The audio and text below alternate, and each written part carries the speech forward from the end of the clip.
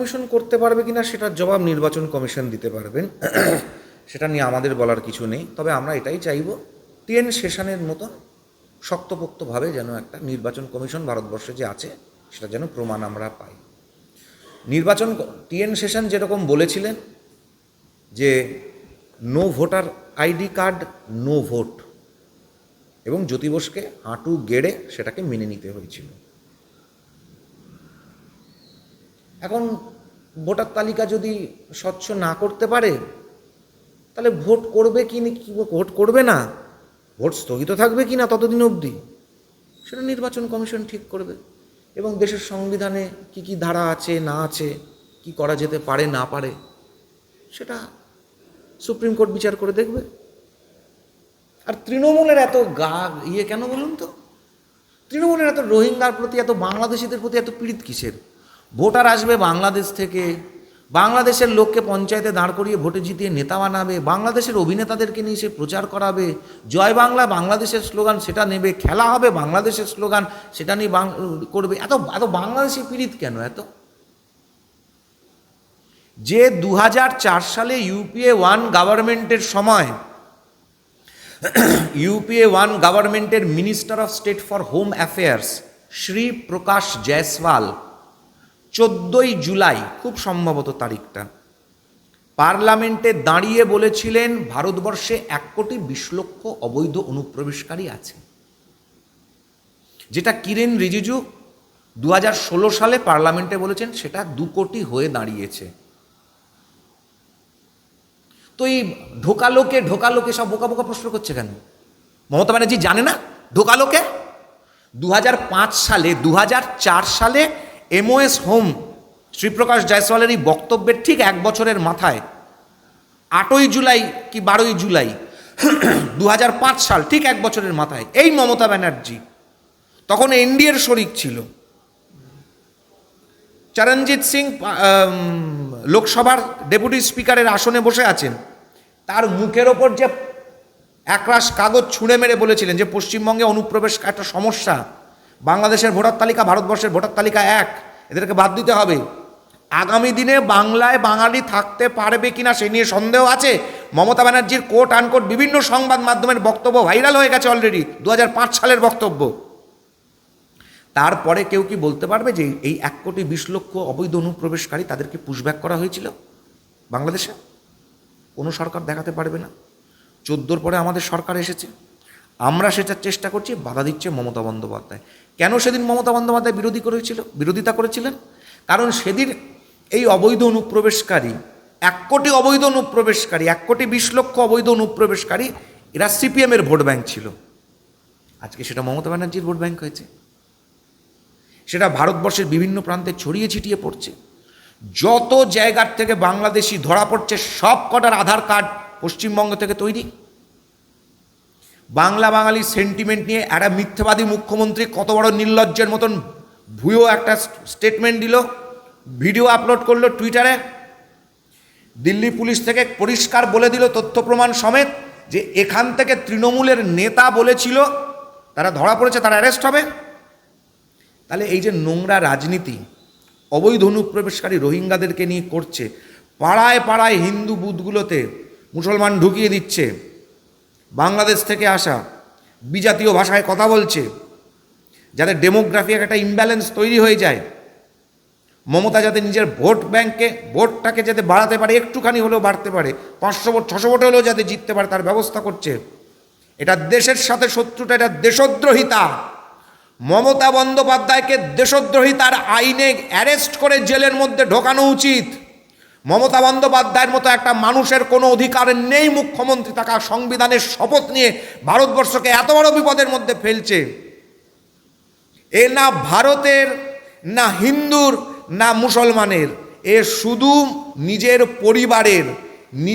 পরিবার ছাড়া আর কিছু ভাবতে পারে না। ভোট টু ভোট রাজনীতি এবং ক্ষমতা দখল করা, এ গোটা দেশের ক্ষতি করছে।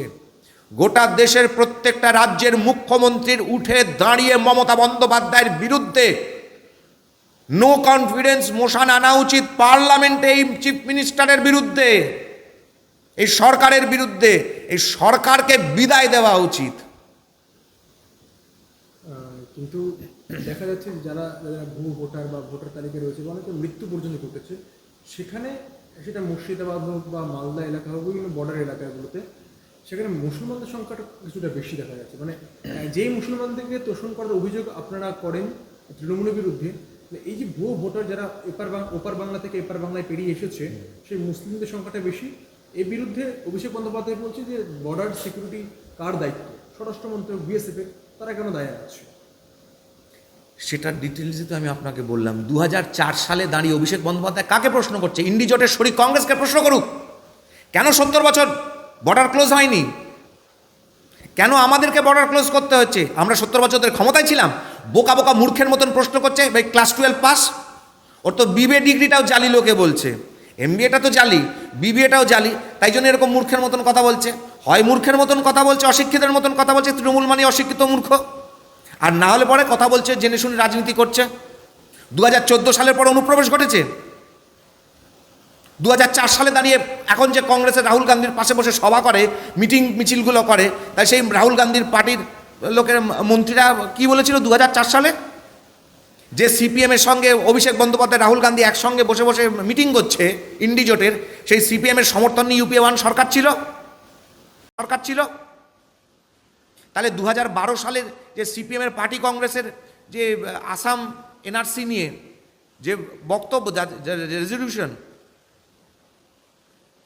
1985 সালে রাজীব গান্ধীকে আসাম অ্যাকর্ডে এনআরসি করার কথা সুপ্রিম কোর্ট বলেছিল। অনুপ্রবেশ 2004 সালের পরে হয়েছে, 14 সালের পরে হয়েছে। মুর্শিদাবাদ জুডিশিয়ারি কেস স্টাডি হওয়া উচিত, জুডিশিয়ারি প্রোব হওয়া উচিত মুর্শিদাবাদ নিয়ে। মুর্শিদাবাদ এবং বাংলাদেশের খুলনা এক্সচেঞ্জে আসে ভারতবর্ষে। মুর্শিদাবাদে যেখানে 52% মুসলমান এবং 48% হিন্দু, সেই একই ডেটা স্ট্যাটিস্টিক্স ছিল খুলনার ঠিক উল্টো, 55% হিন্দু, 45% মুসলমান। আজকে খুলনাতে 20% হিন্দু আর বাকি 80% মুসলমান বাংলাদেশে, আর মুর্শিদাবাদে 70% মুসলমান, 30% হিন্দু।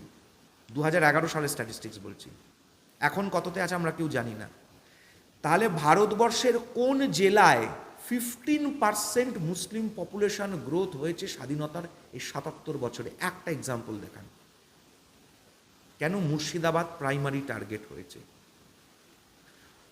বর্ডার এরিয়ার যতগুলো হিন্দু অধ্যুষিত গ্রাম ছিল, ঠিক বর্ডারের গা ঘেঁষে যে হিন্দুর বাড়ি, হিন্দুর জায়গাগুলো ছিল, একটা হিন্দু অধিকাংশ জায়গায় নেই। নদিয়া থেকে আরম্ভ করে মুর্শিদাবাদ কোনো জায়গায় নেই। সমস্ত জায়গাগুলো থেকে ঘিরে ঘিরে হিন্দুদেরকে তাড়িয়ে দেওয়া হয়েছে।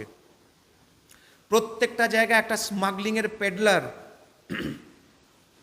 প্রত্যেকটা ঘরে ঘরে বাড়িতে বাড়িতে, এবং অবৈধ অনুপ্রবেশকারীদের ঢুকিয়ে নিয়ে এসে নিজের বাড়িতে জামাই আদর করা, যে কারণে বোঝা যাচ্ছে যে জামাই শাশুড়িকে মা বানিয়ে ভোটার তালিকায় ঢুকে গেছে। এই যে অবৈধ অনুপ্রবেশকারীর কথা বলা হচ্ছে,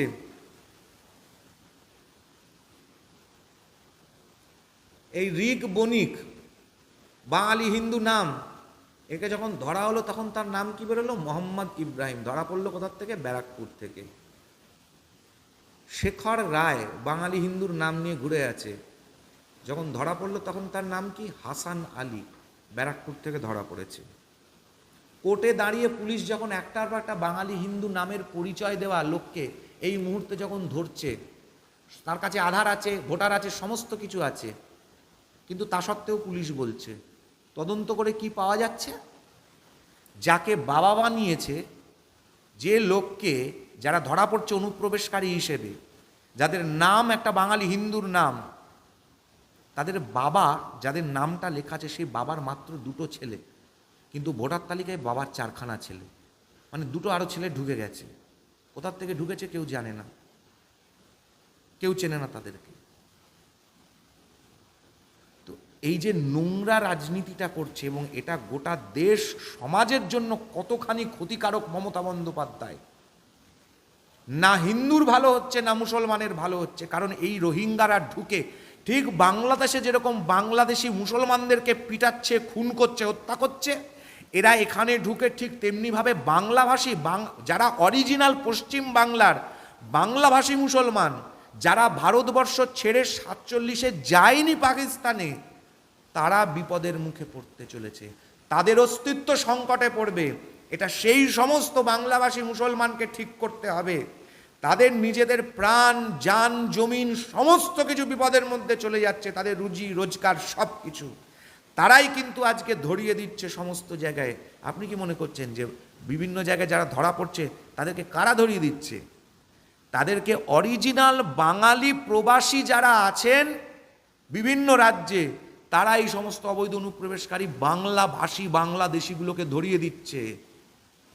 আপনার কি মনে হচ্ছে ইনপুটস পাচ্ছে না সেখানকার বাঙালিদের থেকে?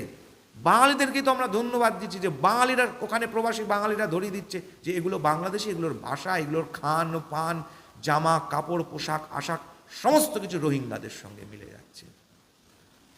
এই রাজ্যের সংস্কৃতিতে একটা বড়সড় পরিবর্তন ঘটবে, সেটা ধর্মীয় হোক বা আর্থসামাজিক হোক। তো এ রাজ্যের সংস্কৃতি পরিবর্তন তো হয়েছে, বললাম যে আব্বা হয়েছে, বাবা হয়েছে আব্বা, মা হচ্ছে আম্মি, সব ভাইজান, দাদা যান, দাদি যান, খালা যান, ফুপি যান, পিসি ফুপি হয়ে যাচ্ছে, জল পানি হয়ে যাচ্ছে, রামধনু রংধনু হয়ে যাচ্ছে, গোসল নাস্তা এগুলো হয়ে যাচ্ছে।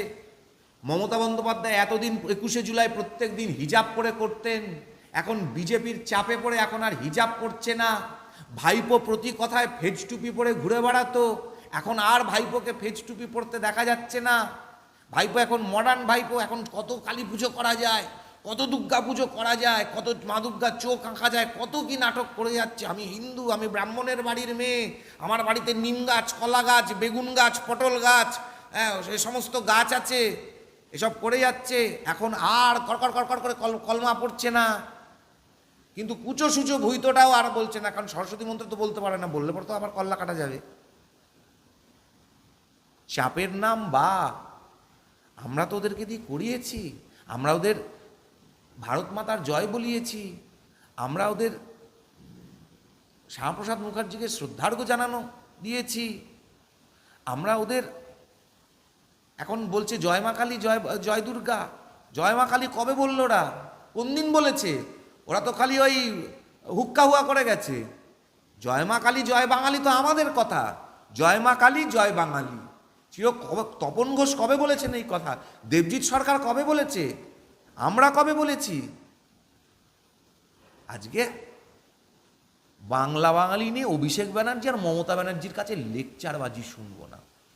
শুনতে তখনই চাইবো যদি সাকেত গোখেল থেকে আরম্ভ করে শত্রুঘ্ন সিনহা, ইউসুফ পাঠান, কীর্তি আজাদ এবং যে কয়েকশো যে বিধায়ক কাউন্সিলর এবং যত এই ভাটপাড়া ব্যারাকপুর চত্বরের যত চেয়ারম্যানগুলো অবাঙালি আছে, এদের কাছে আমরা বাংলা ভাষায় কথা শুনতে চাই। আর সাকেত গোখেল বাংলা ভাষায় রাজ্যসভায় বক্তব্য রাখুক, কীর্তি আজাদ লোকসভায়, শত্রুঘ্ন সিনহা লোকসভায় বাংলা ভাষায় বক্তব্য রাখুক, ঠিক যেরকম কল্যাণ ব্যানার্জি রাখছে। এদের কাছ থেকে আমরা বাংলা ভাষায় বক্তব্য শুনতে চাই, তাহলে বুঝবো বাংলা বাঙালি নিয়ে আছে। নাহলে পুরো বাজিটা হচ্ছে ফেকু বাজি, ওদের পড়াশুনোটাও ফেকু, ডিগ্রিগুলো ফেকু, টাকাগুলো চুরির, কথাগুলো মিথ্যে। সরস্বতী পুজো তাই জন্য বন্ধ হয়ে যায়, স্কুলের ছেলেমেয়েদের মাথায় লাঠির বাড়ি মানে সরস্বতী পুজো করতে চায় যারা। রাজেশ তাপস গুলি চায় বাংলা ভাষার শিক্ষক চেয়ে, উর্দু ভাষার শিক্ষক জোর করে চাপিয়ে দিয়েছিল। রাজেশ তাপস বাঙালি ছিল না, আমার ত্রিলোচন বাঙালি ছিল না, ন্যাকা শশী বাংলা বাঙালি। হ্যাঁ